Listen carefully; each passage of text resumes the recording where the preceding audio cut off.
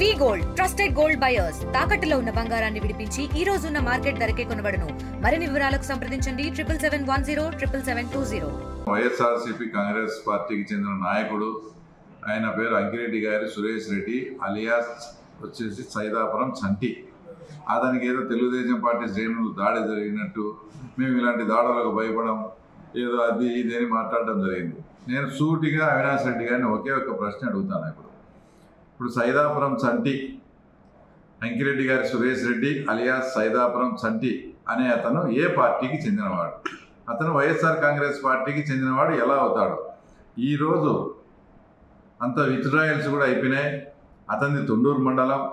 ఇక్కడ పులివెందుల జెడ్పీటీసీకి జరిగే ఎన్నికల్లో అతను స్వతంత్ర అభ్యర్థిగా ఇప్పుడు పోటీ చేస్తున్నాడు. అతని సింబల్, అతని గుర్తు కూడా బీరువా గుర్తు వచ్చింది. 3-4 రోజుల నుంచి మేము ఈ తతంగం అంతా చూస్తున్నాం. వాళ్ళకు మధ్య వాళ్ళ మధ్య మనస్పర్ధలు వచ్చి అతను ఇండిపెండెంట్గా నామినేషన్ వేయడం జరిగింది. నువ్వు ఇండిపెండెంట్గా నామినేషన్ వేస్తే వైఎస్ఆర్ కాంగ్రెస్ పార్టీకి చాలా చెడ్డ పేరు వస్తుంది, మాకు చాలా అవమానకరంగా ఉంటుంది.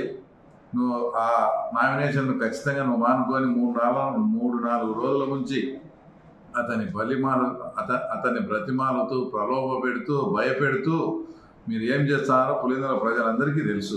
ఈరోజు విత్డ్రా చేసుకుంటే కూడా వినకుండా, విత్డ్రా చేసుకోకుండా అతనికి సింబల్ అలాట్ అయిన ఇప్పుడు అతని మీద వైఎస్ఆర్సీపీ వాళ్ళే దాడి చేసి, అంటే మా పార్టీలో ఉండి నువ్వు మళ్ళా స్వతంత్ర అభ్యర్థిగా పోటీ చేస్తావని వాళ్ళే దాడి చేసి ఆ నెపాన్ని మా మీద వేస్తున్నారు. నిజంగా మాకు అలాంటి అవకాశం, మేము ఏదైనా దాడులకు పాల్పడే ఉద్దేశం ఉంటే ఇక్కడ 12 మంది 11 మంది నామినేషన్ చేశారు. అంతకుముందు గతంలో ఎప్పుడు మీరు ఒక్కరిని కూడా నామినేషన్ చేయకుండా చేశారు. మేము చాలా ప్రజాస్వామ్యబద్ధంగా, పులివెందుల పద్ధతిలో ప్రజాస్వామ్యబద్ధంగానే మేము ఎలక్షన్ జరపాలనుకుంటాను.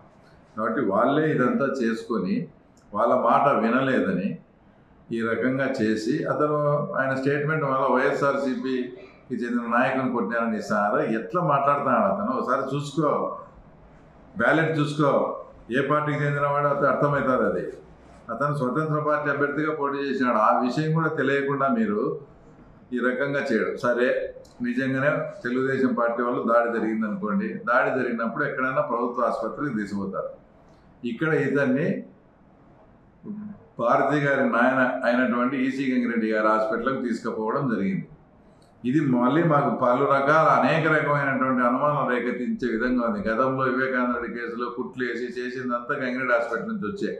ఇప్పుడు ఇతనికి ఏదన్నా ఈ ఇంజక్షన్ వేసి ఇండిపెండెంట్ చనిపోయినాడని ఎలక్షన్ ఏదన్నా చేసేదానికి కానీ, లేదంటే ఇదంతా కూడా మా మీద మళ్ళా వివేకానంద రెడ్డి కేసులో మమ్మల్ని ఎట్లాగా ముద్దాయిలు చేర్చాలని మేమే చేసినామని చెప్పి మమ్మల్ని ముద్దాయిలుగా చేర్చాలని ప్రయత్నం చేశారో అలాంటి కుట్రకోణమే దాగి ఉంది. కాబట్టి అతన్ని గంగిరెడ్డి హాస్పిటల్కి తీసుకుపోయినారు. దయచేసి పోలీసు వారికి అందరికీ విజ్ఞప్తి చేస్తానా, అతన్ని అర్జెంటుగా ప్రైవేట్ హాస్పిటల్ నుంచి ప్రభుత్వ హాస్పిటల్కి మార్చండి. లేదంటే ఆ సైదాపురం చంటికి తప్పకుండా ప్రాణహాని చేసే పరిస్థితి ఉంది. ఎందుకంటే వాళ్ళకి బాగా ఇది అలవాటు. రెండో పాయింట్ వచ్చేసి రాచమల్లి ప్రసాద్ రెడ్డి ప్రతిరోజు ఆయన స్క్రిప్ట్ ముందే జరగబోయే కాలజ్ఞానం బ్రహ్మంస్వామి చెప్పినట్టు చెప్తాడు. ఈరోజు దాడి జరుగుతుంది, రేపు ఇట్లా జరుగుతుంది, రేపు అట్లా జరుగుతుంది. అంటే అతనికి ఈరోజు దాడి జరుగుతుంది అనే విషయం ఆయనకు ఆల్రెడీ ముందే తెలుసు.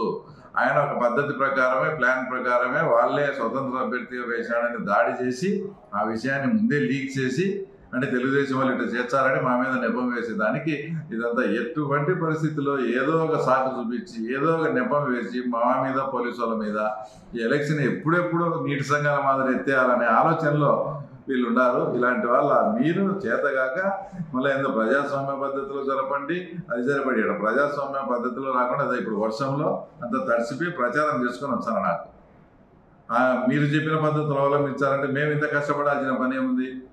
ప్రజల మన్ననను పొంది మీరు ముఖ్యమంత్రిగా ఉండి కూడా ఎర్రబల్ల చెరువుకు నీళ్లు తెప్పించలేని తర్వాత చరిత్రహీనులు మీరు మళ్ళా ప్రజాస్వామ్యం గురించి, తర్వాత దాని పోలింగ్ గురించి మాట్లాడే అర్హత కూడా మీకు లేదు. మరొక్కసారి పోలీసులకు విజ్ఞప్తి చేస్తానా, అతన్ని అర్జెంటుగా గవర్నమెంట్ హాస్పిటల్కి చేర్చి సైదాపురం చంటి ప్రాణాన్ని కాపాడవలసిందిగా పోలీస్ అధికారులకు కూడా విజ్ఞప్తి చేస్తా ఉన్నా. తెలుగులో ఫాస్టెస్ట్ న్యూస్ ఇప్పుడు కొత్త అవతారంలో 5 సెకండ్లోనే పూర్తి వార్తా సమాచారం మీ చేతిలో.